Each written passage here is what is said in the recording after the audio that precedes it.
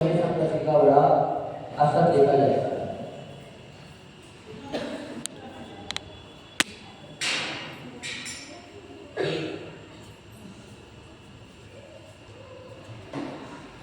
संगति जीवन को एक नया मोड़ दे देती है। जब व्यक्ति का जन्म होता है तो निरी कार्य अवस्था में तो संस्कारों से व्यक्ति अगर सुशिक्षित हो जाता है तो उसका मार्ग प्रशस्त हो जाता है। लेकिन अगर संगति गलत मिल जाए तो उसकी दुर्गति भी दिखती है, चाहे कुछ को भी क्यों नहीं नाम किया। क्योंकि जब बादल से अगर बरसात बरसती है तो एक बूंद अगर मिट्टी में आ जाती है तो वह कीचड़ बन जाती है। वही बूंद अगर नीम के पेड़ में चले जाती है तो कड़वी हो जाती है, और वही बूंद गन्ने में चले जाती है तो विकास हो जाता है, और अगर स्वाति नक्षत्र में अगर सीप में चले जाए तो वही बूंद मोती भी बन जाती है। इसलिए जीवन में संगति का बहुत बड़ा आपने को संगति करने उसके बारे में पहले से जान लेना चाहिए कि हमारे संगति के लायक है कि कहीं अपन किसी संगति में रहने के कारण अपवाद को प्राप्त नहीं मिलेंगे, हमारे अंदर कोई से दोष नहीं आ जाएंगे। क्योंकि अगर कोई व्यक्ति को कार्य न भी करता हो फिर भी अगर उसकी संगति अगर बुरे लोगों से हो तो उसको भी बुराई का सामना करना पड़ता है। कोई व्यक्ति जुआ न खेलता हो कभी भी, पर फिर भी अगर जुआने के साथ वो रहता है तो उसे भी सभी लोग ये समझते कि ये भी खेलता ही होगा क्योंकि उसकी संगति है। तो संगति का जीवन में बहुत बड़ा प्रभाव देखा जाता है। तो अपन जब भी संगति करें तो श्रेष्ठ लोगों की करें, उच्च लोगों की संगति करने पर उनके कार्यकलाप को देखकर उनकी क्रियाओं को देखकर अपने भी भाव हो सकते हैं कि अपन भी एक जैसा श्रेष्ठ बनना है, इनके जैसा आचरण हमारे जीवन में भी आए तो निम्न व्यक्ति भी उच्चता को प्राप्त हो जाता है। और अगर उच्च संस्कार वाला व्यक्ति हो और उन्होंने अगर निम्नता की श्रेणी कर ली, संगति कर ली, तो फिर निश्चित वो भी अधोगति का पात्र हो जाता है।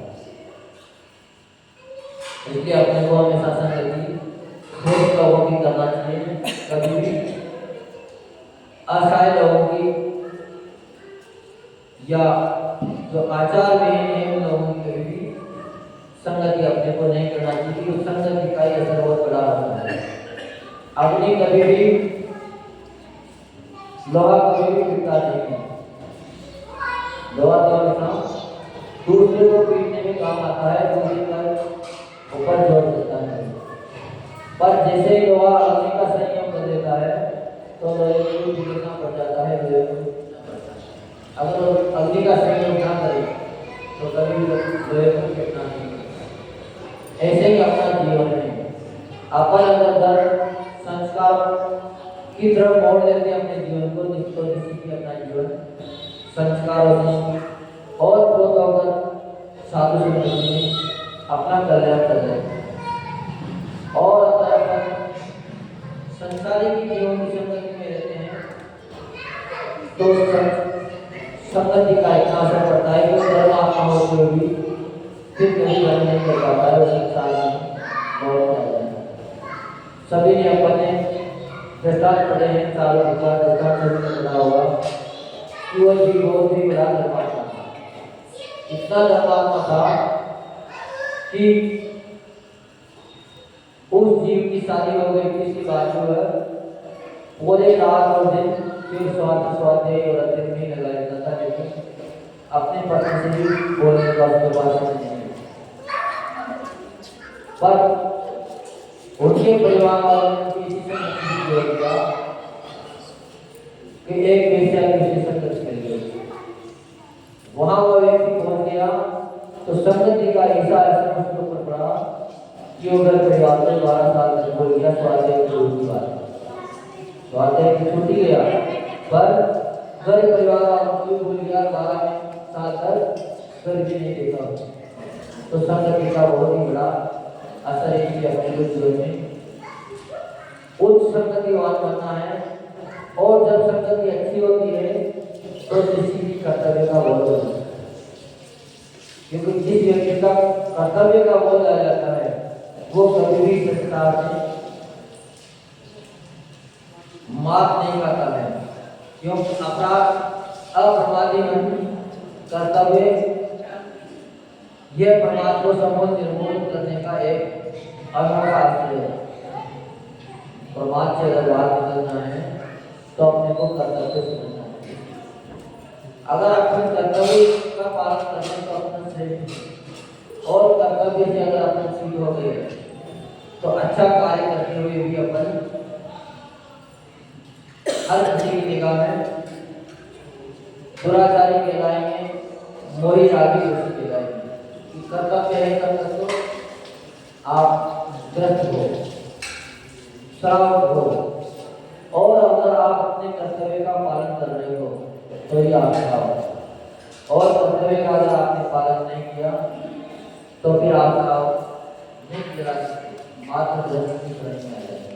क्योंकि संसार में ग्रस्त तो सभी हैं, जितने भी लोगों ने घर बसाया है वो सब ग्रस्त हैं। और श्रावक हर कोई नहीं हो सकता। श्रावक होने के लिए श्रद्धावान होना पड़ेगा, विवेकवान होना पड़ेगा और क्रियावान होना पड़ेगा।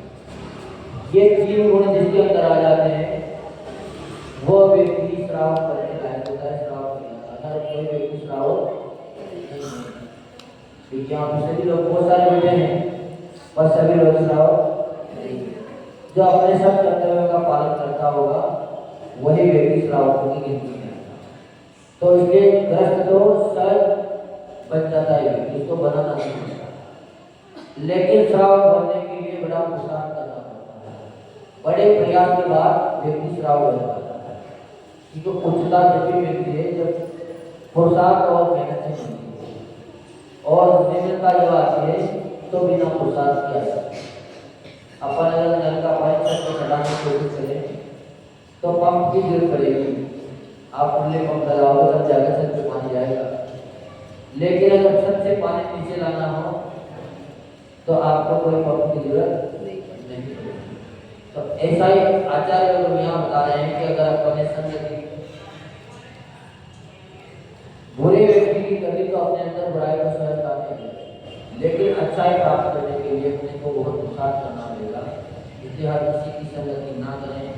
संगति हमेशा साधु पुरुष की करना है। इसलिए कहते हैं कि सत्संगति करो, और सत्संगति कहाँ मिलेगी?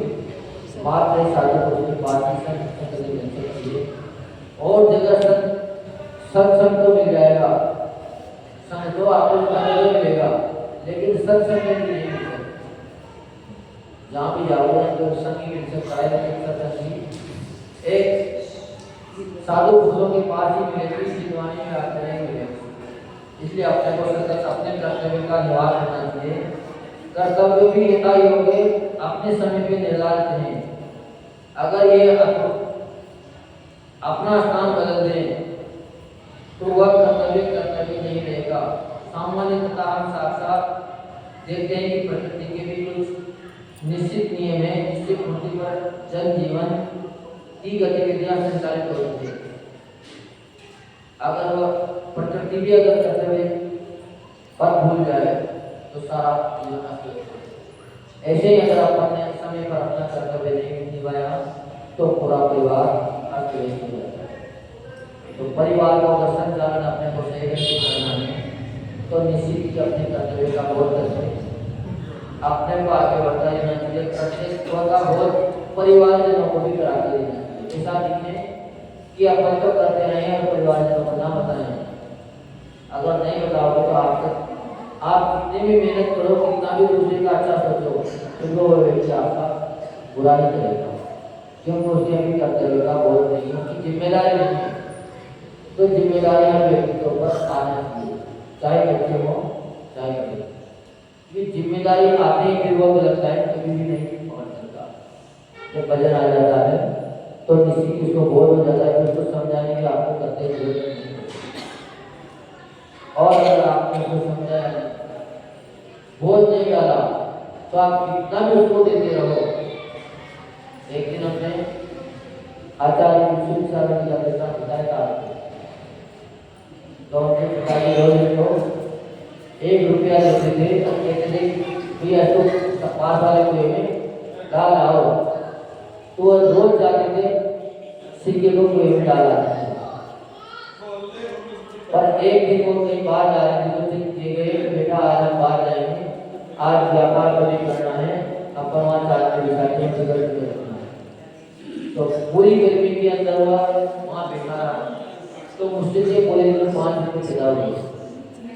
शाम को पिताजी आए तो 5 रुपये में से 1 रुपया और दे दिया, तो जा बेटा इसको भी कुएं में डाला, और उस कुएं में 1 रुपये का सिक्का नहीं डाला। क्यों? उनको इस बात का मालूम हो गया कि पैसे कैसे कमाए जाते हैं। सुबह से शाम तक तो बैठे रहे, भूख प्यास से तड़पते रहे, तब जाके 5 रुपये बड़ी मेहनत से खिला हुआ। तो उन्होंने फिर वो पूछा कोई में नहीं डाला, इसलिए आप बच्चों को पैसा दो, अच्छी बातें देना चाहिए। पर उनको बहुत भी क्या हो, पैसे कैसे कमाए जाते हैं, पैसे कैसे आते हैं, तो फिर आपकी वो कभी बर्दाश्त। और अगर आपने शिक्षा नहीं दी और केवल पैसे देते रहे, साथ जीवन भर देते रहना, वो जीवन भर कमाते रहेंगे, पर कभी उनका सदुपयोग नहीं करेंगे। तो ऐसे ही अपने को कर्तव्य हो, हर व्यक्ति को कराना चाहिए। कर्तव्य हो जाता है तो बाहर आ जाता है, जितनी बाहर आता है तो व्यक्ति समझ जाता है। तो पीठ पे अगर बात लगाओ तो व्यक्ति दौड़ नहीं सकता, फिर वो आराम से चलेगा, और खाली होगा तो वो दौड़ेगा। इसलिए दिमाग को कभी खाली नहीं करो। खाली दिमाग व्यक्ति का शैतान का काम है, शैतान का करेगा नहीं। खाली बैठे रहोगे तो यहाँ वहाँ की फिर बातें दिमाग में आती रहेंगी। तो दिमाग को अपन सत्संगति में लगाएं, साधु संतों की सेवा में लगाएं, तो निश्चित ही अपन का जीवन भी साधु जैसा स्वच्छ और सुंदर बन जाएगा, और एक दिन अपन भी साधु बनकर अपना कल्याण कर लेंगे। ऐसा आचार्य लोगों ने आज इस टॉपिक में बताया है। इसका सभी चिंतन करें और इनको अपने जीवन में उतारने की कोशिश करें। जो हम गुजरात में समाचार विमल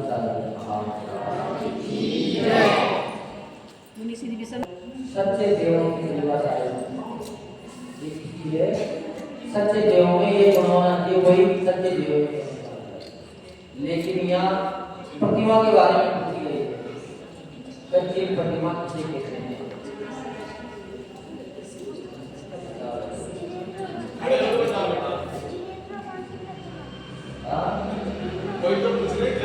भगवान के प्रतिमा तो हमने बता दी है ना, जिन प्रतिमा को किसे कहते हैं। तो जिन प्रतिमा आएगी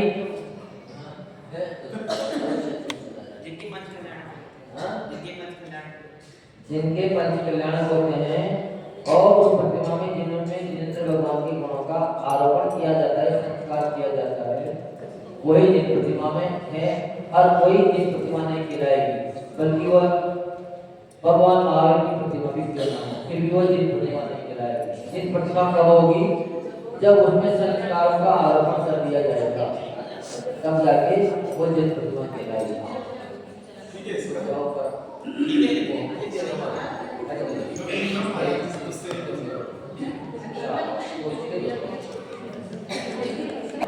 जिन धर्म और और ये अपनी अपने धर्म के बारे में अपने को जानकारी हमें चाहिए। जिन धर्म किसे कहते हैं?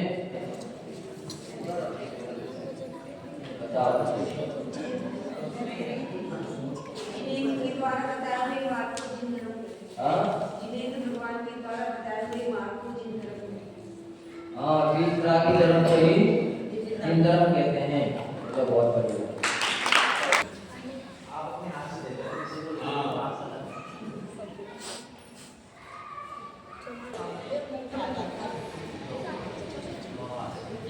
इसी पद को धारण करके बच्चे बताएंगे महाराज जी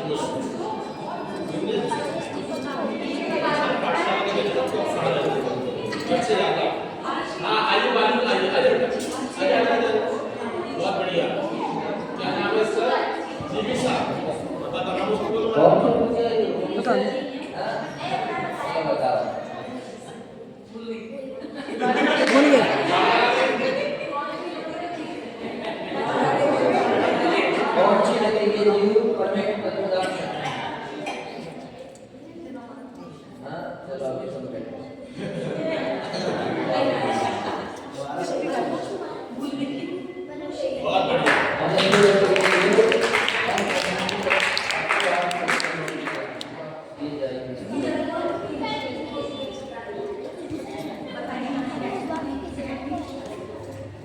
इंद्रियां किसे कहते हैं? बच्चे। बच्चे। कौन लाया है?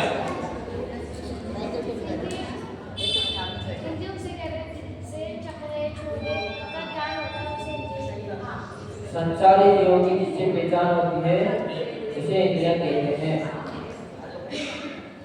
बहुत बढ़िया।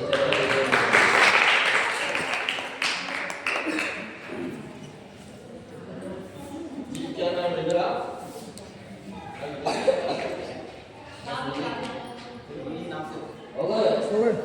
सुना महाराज मैडम का सुना दो।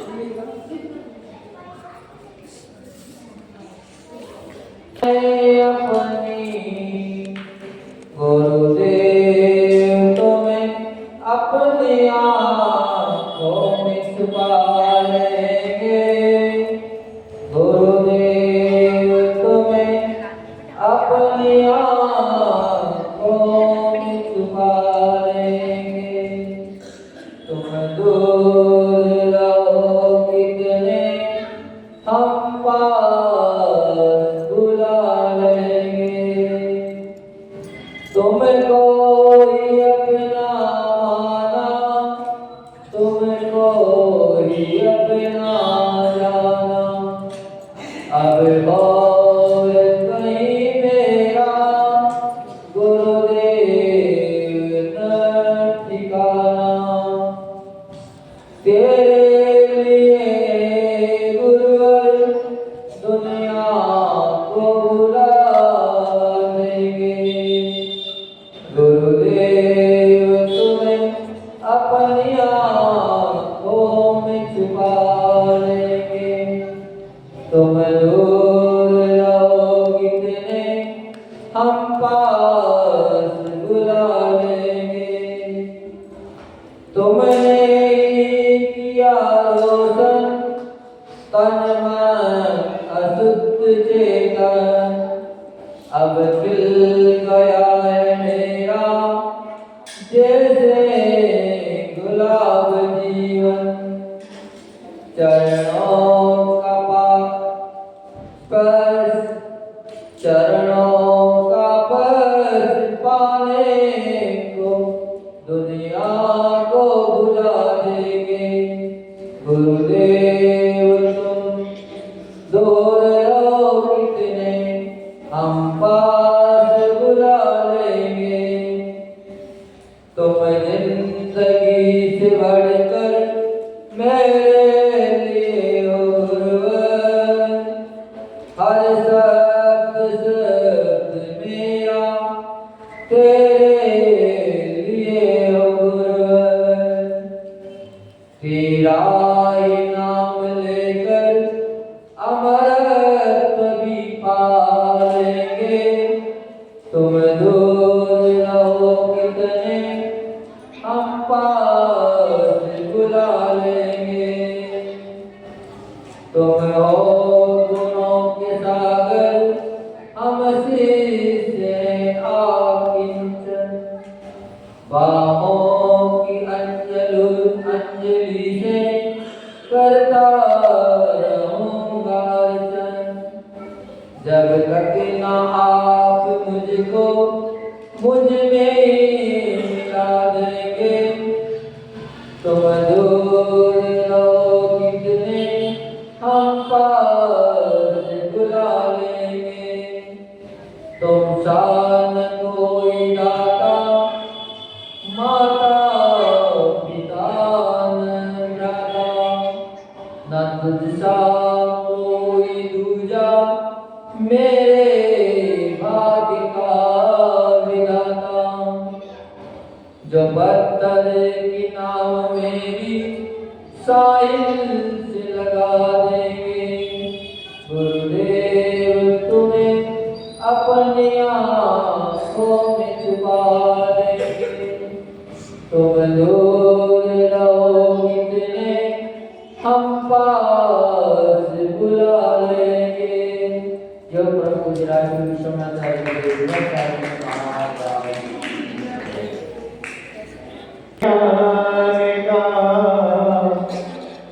दीपक जला है तुम ही से घर हो अंधेरा मिटा है, तुम जो नहीं तो भी कुछ भी नहीं है। हमें रास्तों की जरूरत नहीं है, पेड़ों की दिशा मिल गई है। हमें रास्तों की जरूरत नहीं, पेड़ों की दिशा मिल गई है। भटका था क्यों मैं जमाने में, अब तक वजह मिल गई है। हमें रास्तों की जरूरत नहीं है, हमें तेरे चरणों के दिशा मिल गई है। तेरा नाम जो हो क्या उससे मतलब, तेरा उससे मतलब, मुझे नाम तेरा जपने से मतलब, मुझे नाम तेरा जपने से मतलब, मुझे नाम तेरा जपने से मतलब। दुनिया से मुझको मतलब ही क्या है, दुनिया से मुझको मतलब ही क्या है।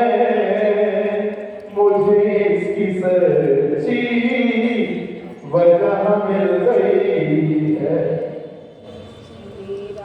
हमें रास्तों की जरूरत नहीं है, हमें तेरे चरणों के निशान मिल गए।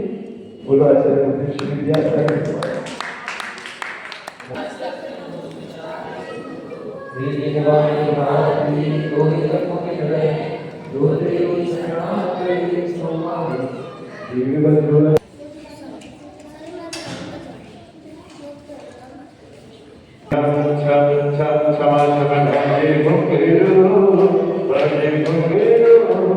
हाथों में दीपक लेके आरती करो, बजे समाज बाजे घुमेरो, बाजे घुमेरो। हाथों में दीपक लेके आरती करो, ये विधिवत कल्याण कीजिए, पंच परम पद भज सुख लीजिए। ये विधिवत कल्याण कीजिए, पंच परम पद भज सुख लीजिए। प्रभु की आरती करो, मैं आरती करो, हाथों में दीपक लेके आरती करो। बजे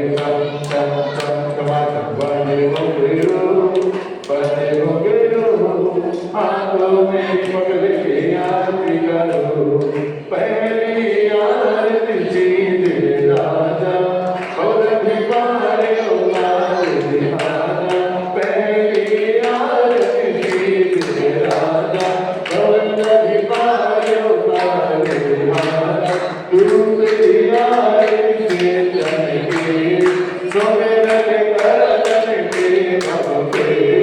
तीसरी आरती सूर्य होनेला, जनन मरण दुख दूर करेगा। तेरी आरती करो, मैं आरती करो, हाथों में दीपक लेके आरती करो। बाजे घुमेरो, बाजे घुमेरो, हाथों में दीपक लेके आरती करो। चौथी आरती शिव बताया, दर्शन देखत पाप बताया। चौथी आरती शिव बताया, दर्शन देखत पाप बताया। इसलिए प्रभु हरि आरती करो, मैं आरती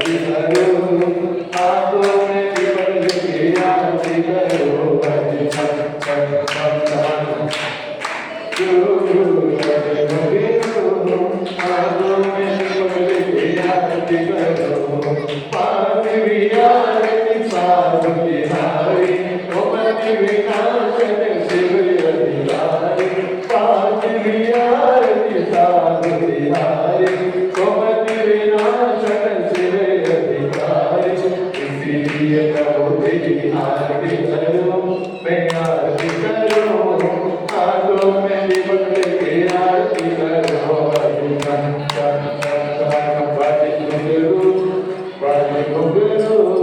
हाथों में दीपक लेके आरती करो,